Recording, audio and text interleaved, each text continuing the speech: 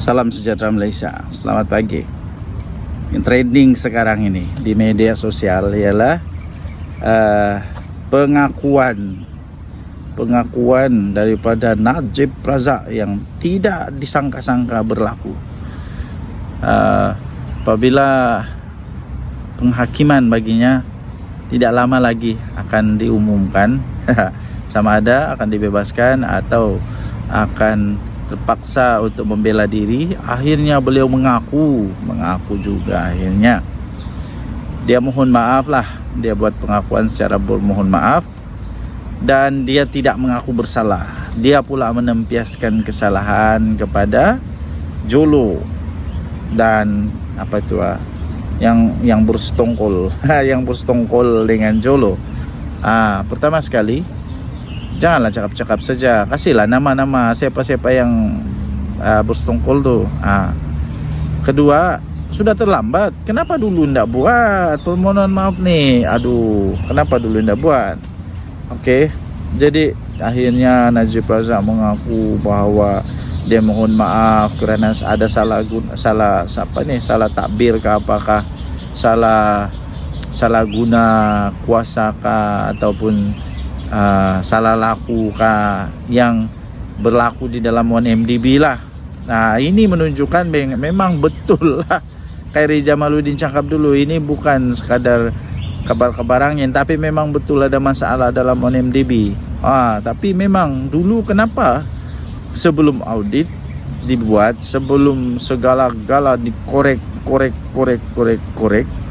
tidak pula mengaku bahawa 1MDB ini memang ada masalah. Sekarang baru mengaku memang ada masalah. Nasib baiklah dia tidak mengaku bersalah. Nasib baiklah kalau dia mengaku bersalah, lagi parah. Dia tidak mengaku bersalah, tapi dia lempiaskan, dia letak tepi pula kesalahan tu kepada orang lain. Persoalannya bagaimana dia pula boleh diperdaya? Dia kata dia telah diperdaya. Dia kata dia tanpa sedar ke apa kan.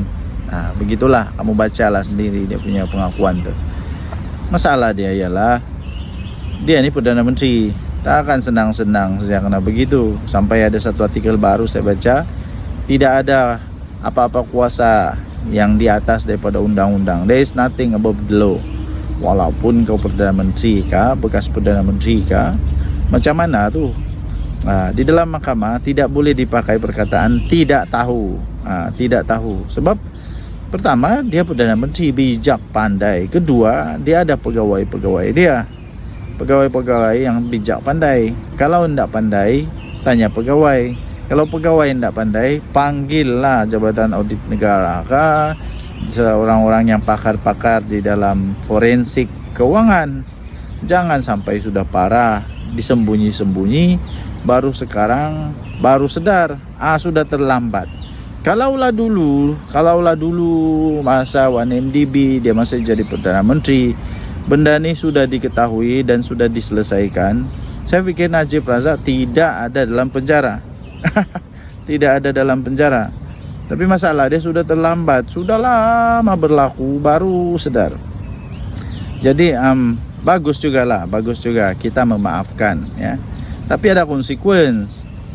Segala perkara ada konsekuensi, ya. Memang dimaafkan, tapi ada konsekuensi. Konsekuensinya ialah kemungkinan besar terpaksalah bermalam dalam penjara untuk bertahun-tahun, terpaksalah menanggung malu, terpaksalah banyak lagi lah, terpaksa dia. Orang memaafkan memang, tapi orang sukar untuk melupakan. Jadi tuan-tuan dan puan-puan yang dihormati sekalian, belajarlah daripada kesilapan ini. Anak-anak Najib Razak, Rosmah Mansur, apa cerita Rosmah Mansur? Okey, nanti kita sebut pula tentang Rosmah Mansur. Denyut nadi suara rakyat bergema di channel ini. Jangan lupa tekan butang subscribe, like dan share. Bye-bye. Salam sejahtera Malaysia. Selamat pagi tuan-tuan dan puan sekali lagi. Hari ini 26 hari bulan, ya, hari Sabtu. Okey. Salah satu punca, bukan salah satu, mungkin ada 3 punca. 3 punca kenapa Bersatu tidak akan mendapat kepercayaan yang banyak lagi daripada rakyat ialah seperti dalam tajuk ulasan yang baru saja saya baca, walaupun pendek dia. Anda boleh tengoklah di dalam versi premium dia yang diberikan penjelasan lebih jelas ya, yaitu cabaran kepada bersatu Muhyiddin Yassin, terutamanya cabaran kepada bersatu Muhyiddin Yassin terutamanya dalam Perikatan Nasional. Yang pertama, cabaran untuk menamakan, tapi sebelum menamakan, cabaran untuk bersatu, tetap kekal relevan pada raju di dalam Perikatan Nasional. Kerana saya lihat bersatu sebenarnya bukan peneraju bukan peneraju dalam Perikatan Nasional, walaupun pengerusinya daripada Perikatan Nasional, tapi cabaran dia ialah seolah-olah bersatu bukanlah peneraju dalam Perikatan Nasional.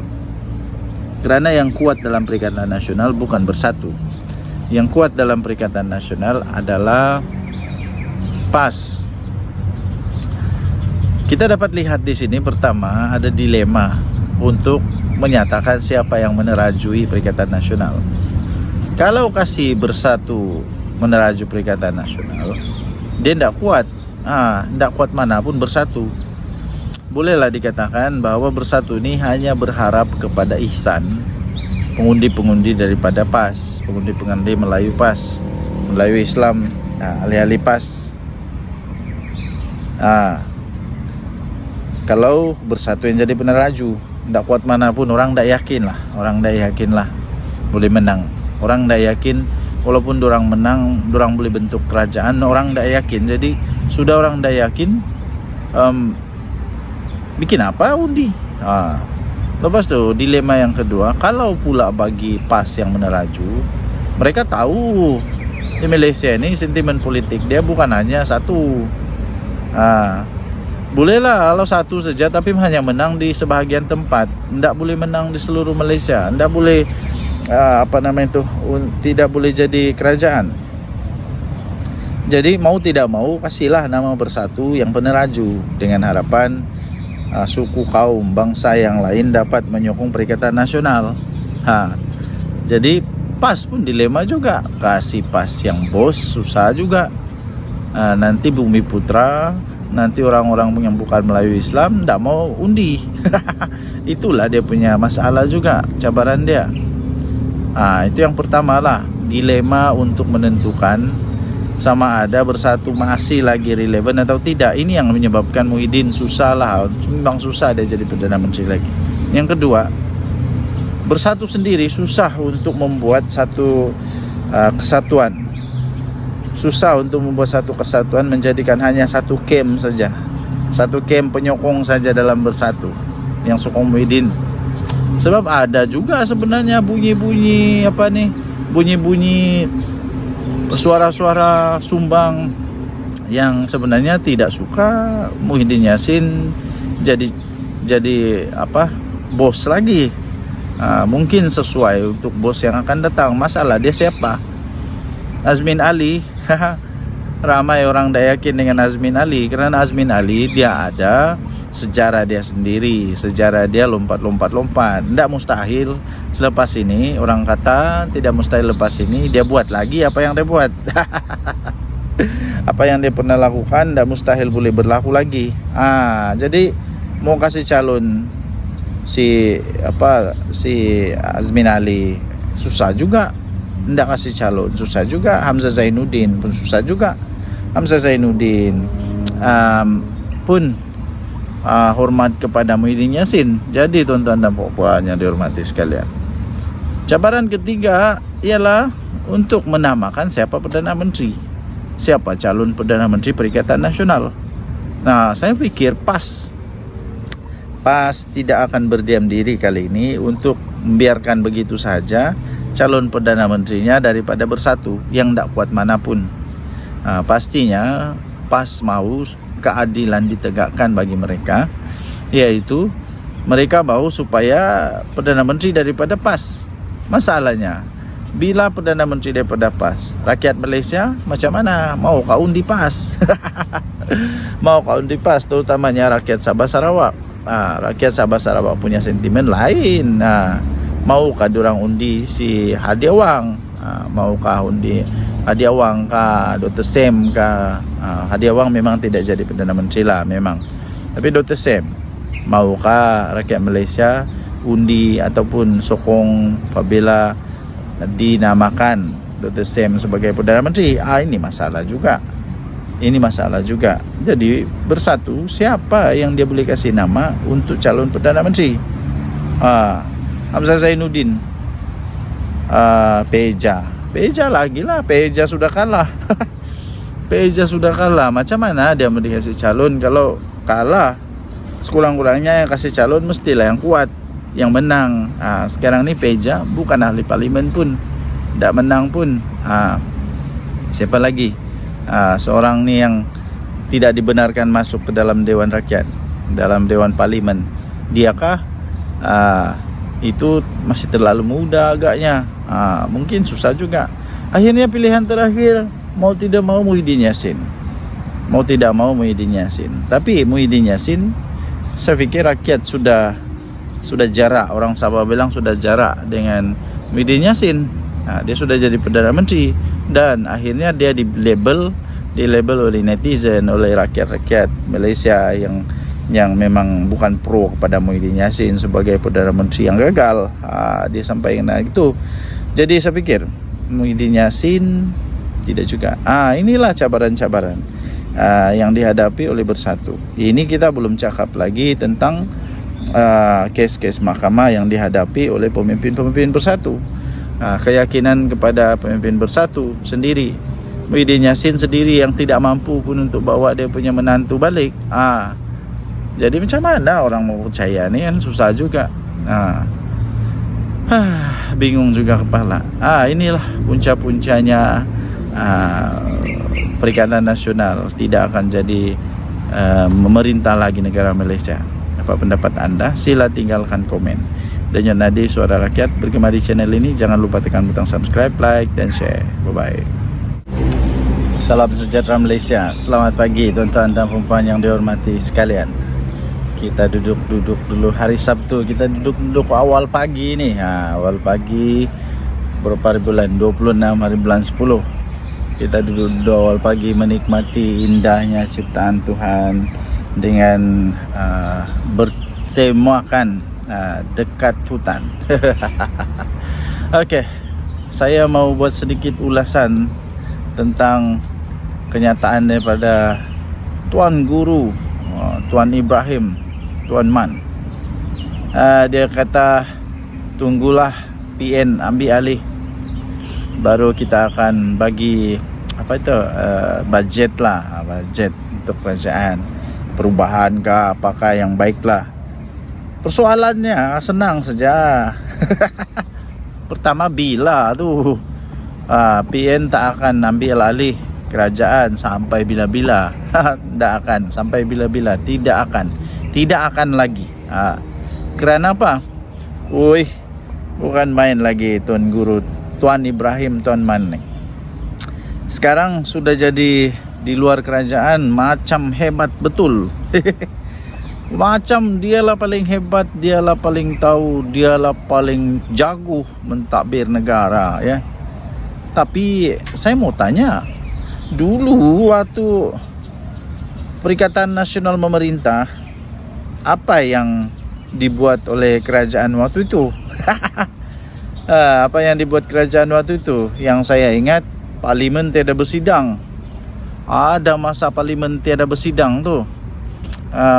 Sampai ada orang tuduh lah, walaupun itu mungkin hanya tuduhan semata-mata, tapi sampai orang tuduh Muhyiddin sebenarnya tidak mau buka parlimen sebab dia takut nanti dia digugurkan, dia jatuh, dia kalah, dia tumbang dan sebagainya lah. Sampailah keluar pikiran-pikiran macam tu. Kenapa waktu itu Perikatan Nasional, Tuan Ibrahim Tuan Man tidak pula keluarkan semua kehebatan dia, semua terror dia, semua orang-orang PAS yang macam handal sangat, orang-orang bersatu yang handal sangat. Ya kan, Tuan Ibrahim Tuan Man kan dia pandai bagi sijil ISO untuk orang. Ya kan, dia kan hebat. Sekarang ni bila sudah jadi apa, pembangkang, sudah tidak ada kuasa, barulah mau tunjuk hebat, kata itulah, kata inilah. Bukan, sebenarnya ahli parlimen daripada Bayan Baru tu, ahli parlimen Bayan Baru tu minta apa tu, ini bajet bayangan, bukan kerana ahli parlimen Bayan Baru tu takut atau tidak yakin dengan bajet yang ada. Bukan, jangan salah faham tuan-tuan dan puan-puan, jangan termakan pula dengan apa, dengan helah yang tidak kurang menjadi, itulah yang tidak menjadi pun. Bukan sebenarnya tidak yakin, tapi kita mau tengok. Kalau pandai sangat, cubalah. Kalau pandai sangat, cubalah kasih keluar berapa, macam mana kamu punya bajet. Waktu Datuk Seri Anwar Ibrahim jadi Perdana Menteri, dia ambil alih je Perdana Menteri. Tengok hutang negara gila-gila punya. Lepas tu sebelum itu siapa kerajaannya? Siapa Perdana Menterinya? Kenapa Perdana Menteri sebelum itu gagal untuk mengawal keadaan kewangan negara Malaysia? Kalau terror sangat, sampai hutang gila-gila punya.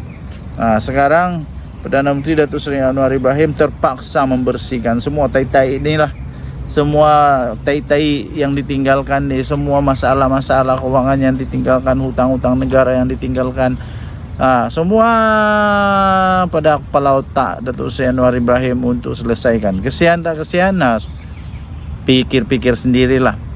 Akhirnya rakyat Malaysia yang menanggunglah semua hutang tu. Bila Perdana Menteri Datuk Seri Anwar Ibrahim ambil tindakan untuk selamatkan ekonomi negara Malaysia, supaya pelabur mau masuk balik kepada negara Malaysia, supaya pelabur dapat tengok kita memang dalam keadaan reformasi ekonomi, reformasi sosial, reformasi macam-macam reformasi lagi. Meroyanlah tim-tim sebelah tu. Kata inilah itulah, tapi semuanya berpunca dari mana? Berpunca dari siapa? Ekonominya berpunca dari mana? Dari hutang siapa? Adakah Datuk Seri Anwar Ibrahim yang buat hutang tu? Saya fikir Datuk Seri Anwar Ibrahim sekarang sedang berusaha untuk menutup hutang-hutang yang dicipta-cipta, yang tercipta, bukan dicipta, yang tercipta, yang terjadi ketika dia masih belum jadi Perdana Menteri. Bila sudah jadi Perdana Menteri, terpaksa bersihkan semua tai-tai itulah. Sekali lagi, Tuan Ibrahim Tuan Man, jangan salah faham. Kerajaan bukan tak yakin dengan bajet bayangan, bukan. Tapi kita mau tengok sejauh mana kebijaksanaan bos-bos PAS ni. Adakah mereka sudah berubah menjadi lebih bijak selepas jadi pembangkang? Ataupun sama saja, tin kosong, bising je lebih. Bila disuruh buat bajet bayangan, tak berani untuk tunjukkan. Adakah sebenarnya bila Tuan Guru Tuan Ibrahim Tuan Man ini sebut bahawa seolah-olah kerajaan tidak yakin dengan bajet, kami tidak kasih keluar bajet, kami tidak perlu kasih keluar bajet, dia kata. Nanti sudah jadi kerajaan semula, ambil alih kerajaan semula, nanti kita tunjuk kehebatan kita. Alamak, sudah terlambat Tuan Ibrahim Tuan Man, sudah terlambat untuk buat itu, kerana dulu sudah ada peluang tidak buat. Sekarang mau pujuk-pujuk rakyat Malaysia untuk sokong semula, belum tentu lagi. Saya terus terang, saya mungkin belum yakin dengan apa yang ditunjukkan, prestasi yang ditunjukkan oleh PAS Bersatu Perikatan Nasional di dalam menjadi pembangkang yang hebat. Kebanyakan yang mereka kata dulu lah, sekarang sudah berubah sikit lah, tahniah lah diucapkan. Dulu bukan tentang bukan tentang ekonomi negara yang disebut-sebut, semuanya tentang pribadi orang. Serang itu, serang ini, fitnah itu, fitnah ini, akhirnya kalah.